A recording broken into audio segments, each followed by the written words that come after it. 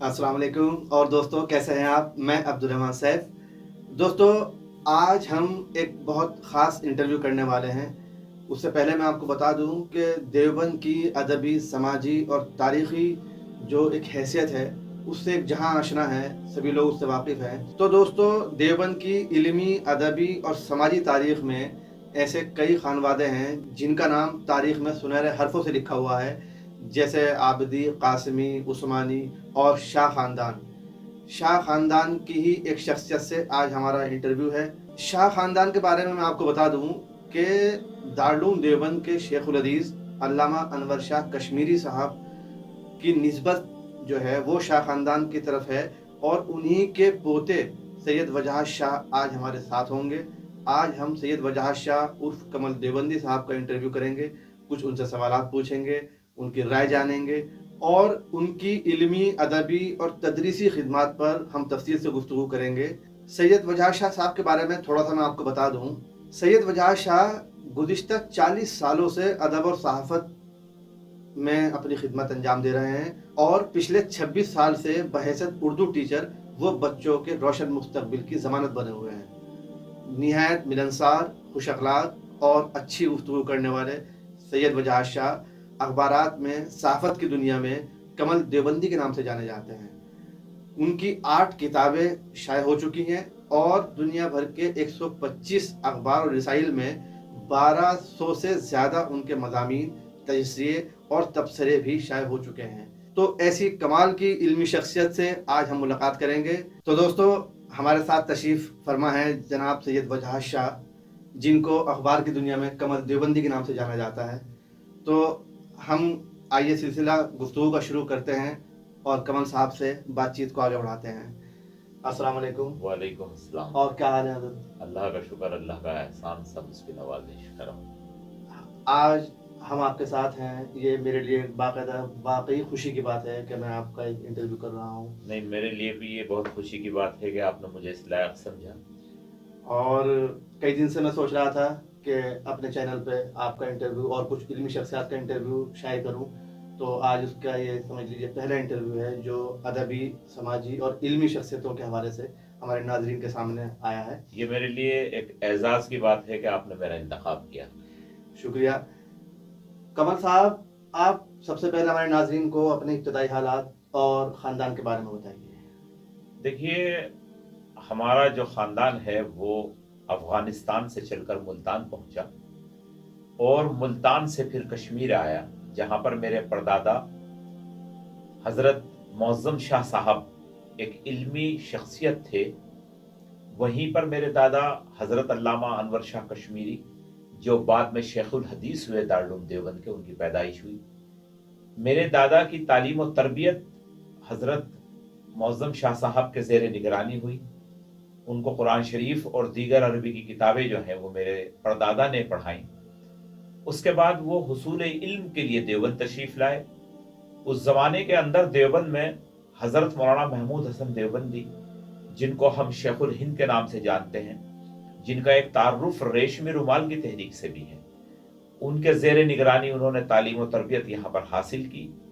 और फिर एक वक्त ऐसा आया कि जब जंग आज़ादी की एक तहरीक उरूज पर थी, उस वक्त हज़रत को माल्टा की जेल में तकरीबन 2.5 साल के लिए कैद किया गया। तो हज़रत मेरे दादा को शेखुल हिंद मुकर्रर करके दारुल देवबंद का चले गए। तो इस तरह मेरे दादा देवबंद में ही मुकीम हो गए। और मेरे दादा के, ये समझ लीजिएगा कि आप 5 औलाद थी, जिनमें 3 साहबजादे और 2 साहबजादियाँ थीं। सबसे बड़े मेरे वालिद मोहतरम थे मौलाना सैयद अजहर शाह कैसर साहब, जो मुदीर रहे रिसाला दारुल देवबंद के तकरीबन 45 साल।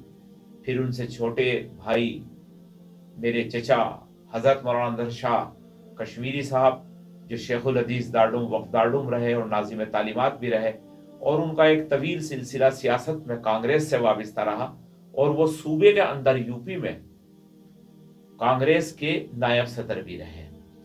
मेरे तीसरे चचा जो थे सैयद अकबर शाह, उनका जवानी में इंतकाल हो गया। मेरी एक बड़ी फूफी थी राशिदा खातून, जो मौलाना अहमद रजा साहब से मंसूब थी बिजनौर में, उनका भी इंतकाल हो चुका। और एक मेरी फूफी आपदा के नाम से थी, جن کا 9 عمری کے اندر ہی انتقال ہو گیا تھا. تو اس طرح ہم لوگ یہیں دیوبند میں رہے، یہیں کے ہم ہو کر رہ گئے، اور اس سرزمین نے ہمیں قبول کر لیا. ہم 4 بھائی ہیں اور 3 بہنیں ہیں. ہم 4 بھائیوں میں سے 2 کی وفات ہو چکی اور 3 بہنیں حیات ہیں. تو ناظرین، یقیناً آپ کو کمل دیوبندی صاحب کے بارے میں اور ان کے خاندان کے بارے میں ایک اچھی معلومات مل گئی ہوگی. تو آئیے اگلا سوال پوچھتے ہیں. کمل صاحب، اپنی تعلیم اور موجودہ پیشے پر روشنی ڈالیے. میری ابتدائی تعلیم حضرت شیخ الاسلام مولانا حسین احمد مدنی رحمۃ اللہ علیہ سابق شیخ الحدیث دارالعلوم دیوبند کے گھر سے شروع ہوئی، جہاں میں نے ان کے ایک خادم دامانی صاحب سے قرآن شریف کی ابتدا کی. میں وہاں سے پھر دارالعلوم دیوبند میں مولسری میں کے نیچے جو درسگاہیں ہیں وہاں قاری محمود صاحب کے پاس پہنچا. وہاں میں نے قرآن شریف پڑھا اور میرا قرآن شریف پھر مکمل ہوا. ایک محمد ارشد صاحب عرف پھلو بھیا کے نام سے دیوبند میں تھے، مشہور تھے، وفات ہو چکی ہے ان کی. وہاں میں نے قرآن شریف پورا کیا. انہی کے پاس میں نے ابتدائی اردو ہندی پڑھی. اس کے بعد میرا درجہ چہرم کے اندر پرائمری نمبر 10 اسکول کے اندر داخلہ ہو گیا، جو ہمارے محلے میں ہی واقع تھا. وہاں سے 5ویں مکمل کرنے کے بعد میں نے 10ویں اسلامیہ ہائر سیکنڈری اسکول سے مکمل کی، جو اب اسلامیہ انٹر کالج کے نام سے شہر میں جانا جاتا ہے. اس کے بعد میں نے بی اے مظفر نگر میں ایس ڈی کالج سے مکمل کیا. ایم اے اردو میں نے میرٹھ کالج میرٹھ سے کیا. اور جو معلم کی میری تعلیم تھی، جو میری تربیت تھی، ایک ٹریننگ ہے جو ٹیچرز ٹریننگ ہوتی ہے، وہ میں نے مظفر نگر سے پوری کی تھی. اس کے بعد 26 دسمبر کے آس پاس 16 دسمبر 1994 کو بحیثیت اردو ٹیچر دیوبند کے نزدیکی گاؤں ظہیر پور کے اندر میرا تقرر ہو گیا، اور اب 25 سال بحیثیت اردو ٹیچر میں مکمل کر چکا ہوں، اور یہ 26واں سال میرا اس سلسلے کے اندر جو ہے تعلیمی سلسلے کے اندر میرا چل رہا ہے. اچھا کمل صاحب، یہ بتائیے کہ صحافت کی دنیا میں آپ کب آئے اور آپ کے لکھنے کا سلسلہ کیسے شروع ہوا؟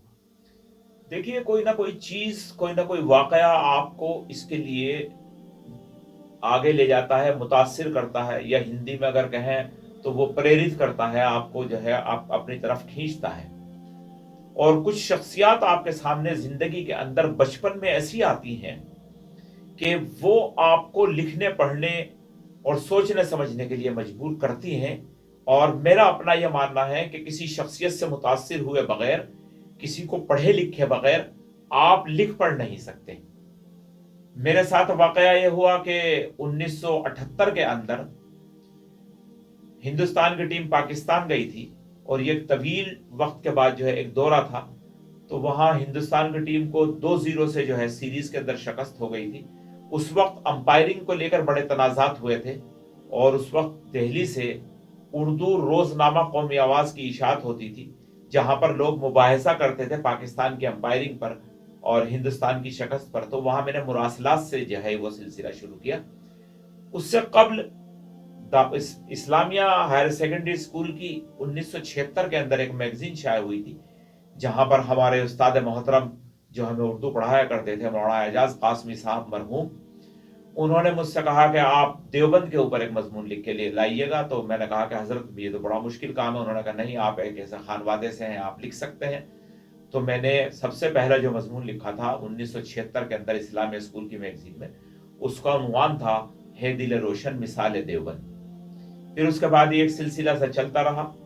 میرے ساتھ اچھی بات جو رہی وہ یہ رہی کہ میں صرف کرکٹ تک محدود نہیں رہا. میں نے تعلیم پر بھی لکھا، میں نے سیاست کے اوپر بھی لکھا، میں نے فلم کے اوپر بھی لکھا، میں نے ادب کے اوپر بھی لکھا، میں نے حالات حاضرہ کے اوپر بھی لکھا، میں نے مذہب اور دوسری جو ضروریات زندگی ہماری ہیں ان کے اوپر بھی لکھا، خواتین کے مسائل کے اوپر بھی لکھا، طالب علموں کے مسائل کے اوپر بھی لکھا، اساتذہ کے مسائل کے اوپر بھی لکھا. اور آج الحمدللہ ہندوستان کے 125 اخبارات کے اندر 1250 کے قریب مضامین کی اشاعت میری ہو چکی ہے، اور 8 کتابیں میری منظر عام پر آ چکی ہیں، جس میں ایک کتاب کو اتر پردیش اردو اکیڈمی کا مجھے اعزاز حاصل ہے، اور ایک کتاب پر مجھے مرکزی حکومت کا NCPL کے ذریعے مجھے جو ہے نقد انعام حاصل ہے. اور میری ایک اور کتاب کڑوے بول اب منظر عام پر آنے والی ہے، جو میرے مضامین کا مجموعہ ہے اور ہندی میں ہے۔ تو ناظرین، کمل صاحب ہمارے سوالوں کا جواب دے رہے ہیں۔ امید کرتا ہوں آپ کو انٹرویو پسند آ رہا ہوگا، اور واقعی بہت ساری باتیں ایسی سننے میں آئی ہیں کہ جو مجھے بھی نہیں پتہ تھی۔ ایک معلوماتی انٹرویو ہمارا یہ انشاءاللہ آپ محسوس کریں گے۔ تو کمل صاحب یہ بتائیے، آپ کو کن شخصیات نے سب سے زیادہ متاثر کیا، جن سے آپ متاثر ہوئے، آپ نے اپنی تحریروں کا انداز بدلا یا ان کی طرح لکھنا شروع کیا یا ان سے متاثر ہو کر لکھنا شروع کیا؟ تو وہ کون شخصیات ہیں جن سے آپ متاثر ہیں اور جن کا اثر آپ کی زندگی پر پڑا؟ دیکھیے، میں ذاتی طور پر یہ سمجھتا ہوں کہ آج کے دور کے اندر، خاص طور سے ادبی میدان کے اندر اور یہ جو شعری میدان ہے اس کے اندر، لوگ یہ کہتے ہیں کہ ہمیں تو اللہ کی جانب سے خداداد صلاحیت ہے۔ میں نہیں مانتا۔ یہ الگ چیز ہے کہ آپ کا کوئی استاد نہ ہو، لیکن آپ کسی کو فالو کرے بغیر، کسی کے نقش قدم پر چلے بغیر آپ نہیں ایسا کر سکتے۔ اگر میں مذہب کی بات کروں، دین کی بات کروں، تو میں آپ کو بہت واضح طور پر یہ کہہ دوں کہ حکیم الامت حضرت مولانا اشرف علی تھانوی رحمۃ اللہ علیہ کی تحریروں نے، ان کی کتابوں نے، اور ان کے جتنے بھی مجموعے ہیں کتابوں کے، بڑے طویل ہیں، تقریباً 1000 کتابیں حضرت چھوڑ کر گئے، وہ میں نے پڑھی۔ وہ بہت سہل ہیں، بہت آسان ہیں، آپ کو دین کی طرف لے کے جاتے ہیں۔ ادب کے میدان میں سمجھتا ہوں کہ میں نے جتنا پڑھا، سب سے زیادہ میں نے منور رانا صاحب کو پڑھا، اور نثر کے اندر وہ لاجواب لکھتے ہیں۔ ان کے ہاں جو تشبیہات ہیں وہ بڑی کمال کی ہوا کرتی ہیں۔ بہت سی کتابوں کے اندر اگر آپ دیکھیں، انہوں نے جس طریقے سے تشبیہات کا استعمال کیا ہے وہ کمال کی ہیں۔ ایک زمانے میں ایک اخبار بمبئی سے نکلتا تھا، بلٹس، اور بلٹس میں خواجہ احمد عباس لکھا کرتے تھے۔ بلٹس 3 زبان کا اخبار تھا، اردو، ہندی، انگریزی کا۔ تو اس کے اندر وہ آخری صفحہ لکھا کرتے تھے، وہ بڑا لاجواب ہوا کرتا تھا، وہ مجھے بہت متاثر کیا کرتا تھا۔ اس کے علاوہ شمع میں مسافر، ایک لاجواب لکھنے والا، آج تک پڑھنے والوں کو تقریباً 75 سال کے بعد بھی یہ نہیں پتہ چلا کہ مسافر ہیں کون، لیکن ان کا انداز پیش کرنے کا اپنی تحریر کو مجھے جو ہے وہ اپنی جانب کھینچتا تھا۔ اس کے علاوہ میں سمجھتا ہوں کہ میں نے مولانا وحید الدین خان صاحب کو بھی بہت پڑھا رسالہ کے اندر، ان کا طرز ذرا سا دوسرا تھا۔ اور ساتھ ہی ساتھ میں سمجھتا ہوں کہ شعر و ادب کی دنیا کے اندر میں نے اور جن لوگوں کو پڑھا، ان کے اندر مولانا عامر عثمانی صاحب ہیں، اپنا ان کا ایک طرز تھا اور متاثر کرنے والا طرز تھا۔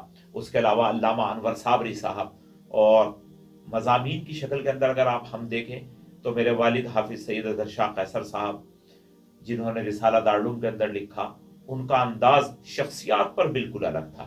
ان کی جتنی بھی کتابیں ہیں سب شخصیات پر ہیں، اور جب ہم اپنے بڑوں کی تحریریں شخصیات کے اوپر پڑھتے ہیں تو یقینی طور کے اوپر ہمیں لگتا ہے کہ یہ آدمی بڑا کمال کا تھا، کیوں نہ اس کی اس صفت کو، اس خوبی کو اپنے اندر سمو لیا جائے۔ اور وہ ایک طریقے سے آپ کو ایسا کام کرتا ہے جیسے کمہار برتن بناتا ہے اور سنار زیور بناتا ہے۔ بہت صحیح بات آپ نے کہی، اور واقعی کمہار کی کاریگری جو ہے وہ ایک مٹی کے ڈھیلے کو ایک خوبصورت برتن میں تبدیل کر دیتی ہے۔ یہی کام سنار کا بھی ہے کہ وہ سونے کی ڈلی سے زیور بنا دیتا ہے۔ اسی طرح انسان نکھرتا چلا جاتا ہے اگر اس کو کوئی تراشنے والا مل جائے، سنوارنے والا مل جائے۔ اور بے شک ہمارے بڑے ایسے ہی تھے، وہ تربیت کرتے تھے، وہ سنوارتے تھے، وہ شخصیت بناتے تھے، وہ شخصیت ساز تھے، مردم شناس تھے۔ آج تو آنکھیں ترستی ہیں ایسے لوگوں کو دیکھنے کے لیے جن کے پاس جا کر ہم سیکھیں، جو ہمیں کچھ بنا سکیں۔ خیر، اگلا سوال پوچھتے ہیں کمل صاحب سے۔ دوستو، ہمارے کمل صاحب نے جہاں دینی موضوعات پر، ادب پر، شاعری پر اور مختلف عنوان پر اپنا قلم چلایا ہے، وہیں فلموں پر بھی بہت لکھا ہے، فلمی شخصیات پر بھی لکھا ہے۔ اسی سے متعلق ہمارا اگلا سوال ہے۔ کمل صاحب یہ بتائیے، آپ ایک علمی اور دینی گھرانے کے فرد ہیں، اور آپ کی بیک گراؤنڈ ظاہر سی بات ہے علامہ اور علماء حضرات کی رہی ہے، تو آپ نے اس لائن کے ہونے کے بعد بھی فلمی لائن کے لوگوں پر کافی مضامین لکھ کے، میں نے خود پڑھے ہیں آپ کے مضامین، اور فلمی دنیا کی طرف یا فلمی شخصیات کی طرف کس وجہ سے آپ اٹریکٹ ہوئے، وہ کیا وجہ رہی اور آپ نے کن کن لوگوں پر لکھا، اس بارے میں ہمارے ناظرین کو بتائیے۔ دیکھیے، میں جب بہت چھوٹا تھا تو ہمارے والد کے پاس اخبارات اور رسائل بہت آیا کرتے تھے پورے ہندوستان سے۔ पूरे हिंदुस्तान ही नहीं बल्कि पाकिस्तान, बांग्लादेश, जहाँ जहाँ भी उर्दू के अखबारात और रसाइल थे, वो बहैसियत दारुल के एडिटर होने के डाक में आया करते थे। तो उसमें तस्वीर फिल्मों के हवाले से और खबरें और कौन सी फिल्म बनने क्या हो रहा ये सब हुआ करती थी। और ये फितरी चीज है कि बच्चा, आज का बच्चा जैसे कार्टून की जानिब रागिब होता है, उस टाइम के जो बच्चे थे वो पिक्चर्स की जानिब रागिब हुआ करते थे, फोटोओं की जानिब रागिब हुआ करते थे। तो यहाँ देवबंद के अंदर भी एक मेला लगा करता है सालाना। उस सालाना मेले के अंदर टूरिंग टाकीज आया करते थे, तो मैंने एक दो बार पिक्चर देखी। तो कुछ एक जुस्तुजू भी हुई कि ये क्या चीज है। तो जब मैं तह में गया तो मुझे ये अंदाजा हुआ कि फिल्मों के अंदर बहुत से ऐसे लोग हैं जिनका अदब से गहरा ताल्लुक है, जिनमें बहुत बड़ा नाम दिलीप कुमार साहब का है, उसके बाद धर्मेंद्र हैं, प्राण हैं, मनोज कुमार हैं, प्रदीप कुमार हैं, और बल्ला साहनी थे, नजीर हुसैन साहब थे। ये वो लोग थे जिनका बड़ा गहरा ताल्लुक उर्दू से था।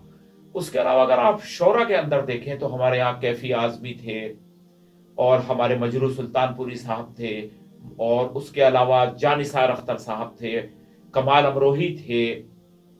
आखिर के अंदर अगर आप देखें तो आनंद बख्शी, जावेद अख्तर, ये वो लोग हैं जो उर्दू के हवाले से बड़ी खिदमत अंजाम दे रहे थे। और मैं ये समझता हूं कि जब से उर्दू खत्म हुई फिल्मी दुनिया के अंदर, फिल्मों का, डायलॉग्स का, गानों का और दीगर चीजों का मयार खत्म हो गया। तो उन लोगों की तहरीरों ने मुझे इस पर मजबूर किया कि मैं उनके ऊपर लिखूं। और उन्होंने जो कुछ जिस तरीके के हुब्बुल वतनी के, रोमांटिक और सब तरीके के गाने भी लिखे, मकाल में लिखे, फिल्में बनाई, तो यकीनी तौर के ऊपर अगर आपके अंदर अदब है, आप अदब से ताल्लुक रखते हैं, आप अदब की शनाख्त रखते हैं, और आप जो है अदब को सीखना और समझना चाहते हैं, तो कहीं ना कहीं सन 2000 पहले से तक आप उसे हिंदी सिनेमा से भी सीख सकते हैं। बिल्कुल सही बात कही आपने। अगर आदमी सीखना चाहे तो फिल्मों से बहुत अच्छा अदब सीखा जा सकता है। इस पर मुझे मेरे महबूब फिल्म का वो सीन याद आ गया, जब अशोक कुमार की बहन अशोक कुमार से पूछती है, अशोक कुमार को अपना शेर सुनाती है, तो उसमें लफ्ज़ निभाना इस्तेमाल किया है शेर में। तो अशोक कुमार कहते हैं कि निभाना नहीं होता है, निभाना होता है। अब ये डायरेक्टर ने सीन क्यों रखा? जाहिर सी बात है इस सीन के बगैर भी फिल्म मुकम्मल थी, लेकिन ये सीन रखा ही आवाम के लिए गया, पब्लिक के लिए गया, ताकि पब्लिक को ये बात पता चले कि लखनवी जो उर्दू है, क्योंकि उर्दू के दो दबिस्तान कहे गए हैं, दिल्ली और लखनऊ, तो लखनवी उर्दू में निभाना नहीं बोलते, निभाना बोलते हैं। और मेरे महबूब लखनऊ की ही फिल्म बनाई गई थी। बहरहाल, तो कमल साहब की बात बिल्कुल सही है कि पुरानी फिल्में हों या वो फिल्में जो आज भी बन रही हैं, अगर उनमें उर्दू है तो आदमी उनसे बहुत कुछ सीख सकता है। खैर, हम अगला सवाल पूछते हैं। कमल साहब ये बताइए, जब फिल्मों की बात चली है तो आप धर्मेंद्र के बहुत बड़े फैन हैं, सब जानते हैं, सारी दुनिया को पता है। तो धर्मेंद्र के फैन आप कैसे बने? वो कौन सी फिल्म या कौन सा सीन था उनका जिससे आप मुतासिर हुए, या उनकी खूबसूरती से? और फिर बाकायदा आप सिर्फ ऐसे फैन नहीं है कि जो दूर रहकर ही पसंद करने वालों में हो, आप बाकायदा उनसे मिले भी हैं और कई मुलाकातें आपकी उनसे ही हैं, आज भी आपका उनसे रब्त है, फोन पर भी बात होती है। तो आपका ये ताल्लुक इतना गहरा धर्मेंद्र से कैसे बना, इसे हमारे नाज़रीन को बताइए। दरअसल होता क्या है अब्दुल रहमान साहब के, जो चीजें हम पर्दे पर देखते हैं वो हकीकत नहीं होती, वो एक तसव्वुर होता है एक कलमकार का। तो धर्मेंद्र साहब के हवाले से एक तसव्वुर कायम कर दिया गया ही मैन का, एक ऐसे आदमी का जो बहुत बहादुर है, जो 10-10, 15-15 आदमियों को एक वक्त में जमीन दोज कर देता है, उनको पटक देता है। लेकिन जब मेरी मुलाकात 1989 के अंदर पहली बार धर्मेंद्र से हुई, तो मैंने महसूस किया कि ये आदमी फिल्मी नहीं है, ये आदमी तो अदबी है। फिर ये धीरे धीरे ये चीज सामने आई कि धर्मेंद्र शायर भी हैं, धर्मेंद्र नज्म में भी लिखते हैं, धर्मेंद्र नस्र में भी लिखते हैं। तो वहां से एक मेरा ताल्लुक धर्मेंद्र से बनता चला गया। और मैं आपको एक चीज बताऊं, हैरत होगी सुनने वालों को भी और आपको भी, कि धर्मेंद्र से 10-12 मुलाकात होने के बावजूद कभी फिल्मी बात नहीं हुई। मैंने उनसे कभी ये नहीं कहा कि आपकी फिल्म फला बहुत अच्छी थी, उन्होंने कभी मुझसे नहीं कहा कि आपने मेरी फला फिल्म देखी। हमारी जब भी गुफ्तगू हुई, या तो इल्म पे हुई, या अदब पे हुई, या सहाफत पे हुई, या माशरे के ऊपर हुई, धर्मेंद्र की सबसे बड़ी खूबी मुझे जो मुतासिर करती है वो ये करती है कि वो अदब नवाज होने के साथ साथ बहुत रहम दिल हैं और इंसानियत उनके अंदर कूट कूट कर भरी हुई है और वो रिश्तों को निभाना जानते हैं। और इसी रिश्ते को निभाने के लिए जब मैंने उन्हें अपने मज़ामीन का एक पैकेट बनाकर एक टाइम में भेजा तकरीबन सन 87 में, तो उन्होंने मुझे जवाब में अपना मेहमान बनाने की मुझे दावत दी, कहा कि आप बम्बई आइए, मेरे मेहमान रहिए। और उसके बाद जो है बहुत मुलाकातें होती रही। गालिबन 2012 के अंदर मेरी उनसे आखिरी मुलाकात हुई। फिर वो व्हाट्सएप पे मेरे राब्ते में रहे, फ़ोन भी उनके आते रहे। तो हम जिस तरीके से पर्दे के ऊपर लोगों को देखते हैं या उनकी शनाख्त करते हैं, हकीकत वाक़या है कि जब हम उनसे मुलाकात करते हैं तो उनकी शख्सियत का एक दूसरा पहलू हमारे सामने आता है। और वो पहलू जो मुलाकात के बाद सामने आता है, तजर्बे के बाद सामने आता है, बरतने के बाद सामने आता है, वो आपको लिखने पढ़ने के लिए मजबूर करता है उस शख्सियत के बारे में जिससे आप मोहब्बत करते हैं। बिल्कुल सही, बहुत अच्छी बात। यह हकीकत है, आदमी मिलने जुलने के बाद ही मुतासिर होता है। बहरहाल कमल साहब, ये बताइए कि तालीमी जो आपका एक सिलसिला है, आपका तदरीसी सिलसिला भी है, तो इस निस्बत से आपको किन किन एजाज़ात से अब तक नवाजा जा चुका है या कौन से अवार्ड आपको मिले हैं? देखिए, मेरे जो बड़े थे उन सब का ताल्लुक मदारिस से रहा और मैं एक अकेला हूं अपने ख़ानदान के अंदर जिनका ताल्लुक इस मॉडर्न एजुकेशन से है। और इस मॉडर्न एजुकेशन के अंदर भी आना महज मेरा एक इत्तफाक था, लेकिन बहरहाल अब यही रोज़ी रोटी है, यही अल्लाह का हुक्म है। तो मैंने बहुत तजर्बे इसके अंदर किए तालीम के हवाले से। यहाँ पर उर्दू टीचर वेलफेयर एसोसिएशन का मैंने क़याम देवबंद के अंदर मैंने किया उर्दू के फ़रोग़ के लिए। फिर हम इसे ज़िलाई सतह पे ले गए, अब ये सूबाई सतह पर है। मैं सहारनपुर में जो हमारा ज़िला है उसका जनरल सेक्रेटरी भी रहा। मैं यकीन के साथ आपको कह सकता हूँ कि मैं 30 से 40 प्रोग्राम उर्दू के हवाले से कर चुका। मैंने एक तवील टाइम तक जो है जो बच्चे देवबंद के अंदर हाई स्कूल और इंटर के अंदर अच्छे नंबरात लाते थे उनको एजाज़ दिए। उसके अलावा देवबंद के अंदर जो शायर हैं, सहाफ़ी हैं, अदबी तंजीमें चला रहे, समाजी खिदमत कर रहे, उनको तकरीबन 125 ऐसी शख्सियात हैं जिनको मैं एजाज़ दे चुका हूँ। और गाहे बगाहे हम अब प्रोग्राम करते रहते हैं। हमने तहरीरी मुकाबले भी कराए, हमने तकरीरी मुकाबले भी कराए, हमने पोस्टर्स भी निकाले उर्दू के हवाले से, हमने रैलियाँ भी निकाली। आज भी मैं 7 साल से एक उर्दू और हिंदी का एक इकट्ठा अखबार निकाल रहा हूँ देवबंद टुडे के नाम से। तो ये सब ख्वाहिशें जो हमारी रहीं, कोशिशें जो हमारी रहीं, उससे लोगों ने मुतासिर होकर बहुत ही मोहब्बत के साथ, जिसके हम कतई तौर के ऊपर लायक नहीं थे, आज भी लायक नहीं है, हमें जो है एजाज़ात से नवाजा। और इस वक्त 53 के करीब मेरे पास जो है एजाज़ हैं, छोटे बड़े। मैं कभी उनको एजाज़ नहीं समझता, बल्कि मैं समझता हूँ कि वो लोगों की मोहब्बत है और लोगों ने मुझे अपने ताल्लुक में इस काबिल समझा कि उन्होंने मुझे कोई अवार्ड मेरे हाथ में पकड़ा दिया। और ये अल्लाह का सिर्फ एहसान है। अब से 25-26 साल पहले तक मैं तसव्वुर भी नहीं कर सकता था कि मैं कहीं अपनी बड़ी कोशिश से इस छोटे मकाम तक पहुंच जाऊंगा। कमल साहब, ये बताइए कि आजकल जो अदबी नशिस्तें होती हैं, सहाफ़त है और अदब है, क्या आप उससे मुतमईन हैं? और ये जो अदब का मेयार गिर गया बिल्कुल, तो इसके बारे में आप क्या कहना चाहते हैं? देखिए, कोई भी चीज हो, उस मैदान के अंदर आपको साबित करने के लिए बहुत वक्त लगता है। आप अल्लामा इकबाल को ले लीजिए, मिर्जा गालिब को ले लीजिए, किसी को भी ले लीजिए, सादत हसन मिंटो को ले लीजिए, कोई भी बड़ा आदमी ले लीजिए, वो जब तक 15-20 साल तक किसी मैदान के अंदर मेहनत ना कर ले, अपने आप को साबित ना कर दे, तब तक लोग उसको उस काबिल नहीं समझते कि उसे एहतराम दिया जाए। मौजूदा जमाने के अंदर एक रिवायत जो ये चल गई कि कलाम कहना भी नहीं शुरू किया कि उस्ताद शायर का दर्जा हासिल कर लिया, सहाफत शुरू भी नहीं की कि दूसरों को हकीर नजरों से देखने लगे, कलम अभी पकड़ना भी नहीं सीखा कि दूसरों को हिदायतें करने लगे। तो मैं जाती तौर पर यह समझता हूं कि अब इस वक्त एक तो मजलिसें नहीं है, तरबियत खत्म हो चुकी, मुझे बहुत अच्छी तरह याद है, सन 80 का ज़माना है, देवबंद के अंदर अल्लामा अनवर साबरी साहब हयात हैं, और एक ही वक्त के अंदर वो 6-7 शागिर्दों को लिए बैठे हुए हैं।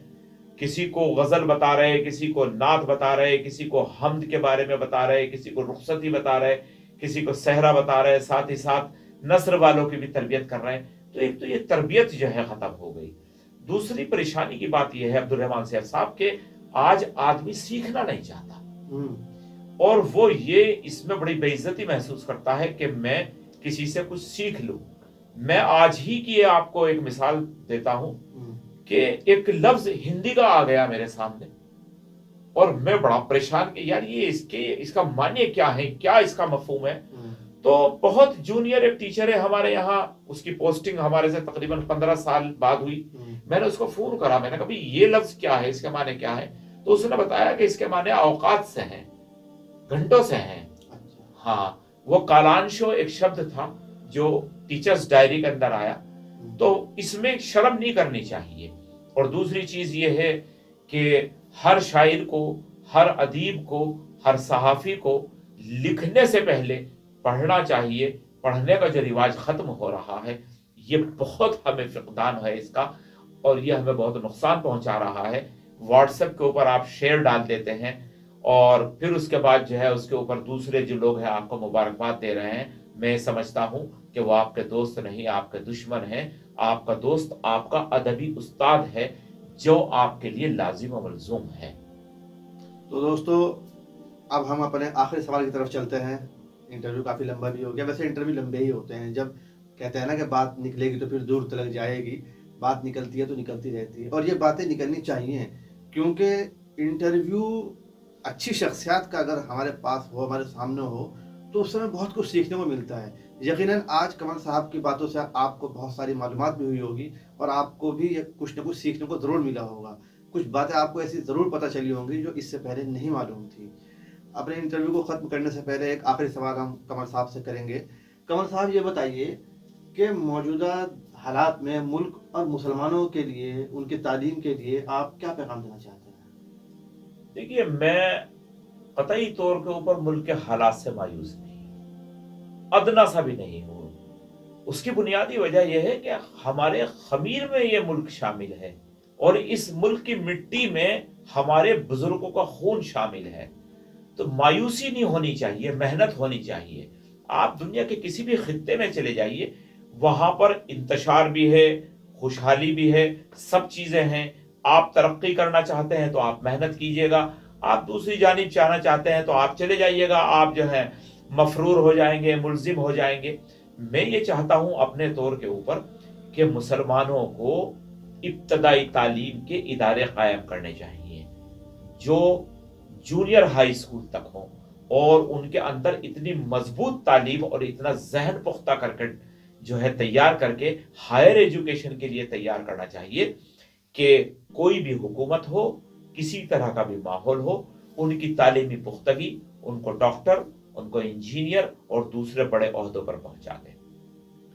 ये अगर अमल हमारा होगा, आज देखिए मुल्क के मुख्तलिफ हिस्सों के अंदर हमारे इंग्लिश मीडियम स्कूल हैं, हमारे हिंदी मीडियम स्कूल हैं, जिनके मैनेजर, प्रिंसिपल, टीचर्स, स्टाफ सब मुस्लिम हैं, लेकिन अफसोस इस बात का है कि वो सिर्फ और सिर्फ पैसे की जानिब भाग रहे हैं, वो तालीम और तरबियत की जानिब बिल्कुल तवज्जो नहीं कर रहे हैं।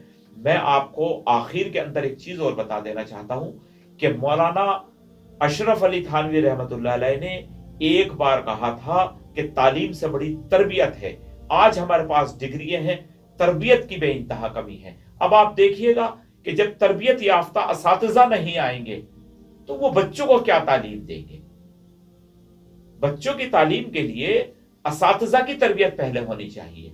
मैं बहुत छोटा सा टीचर हूं, अपनी कोई तारीफ नहीं करता, लेकिन दो चीजें अल्हम्दुलिल्लाह मेरे साथ हैं, और इंशाल्लाह रिटायरमेंट तक साथ रहेंगी, और उसके बाद जो भी जिंदगी हो उसमें साथ रहेगी। एक वक्त की पाबंदी, दूसरी दियानतदारी।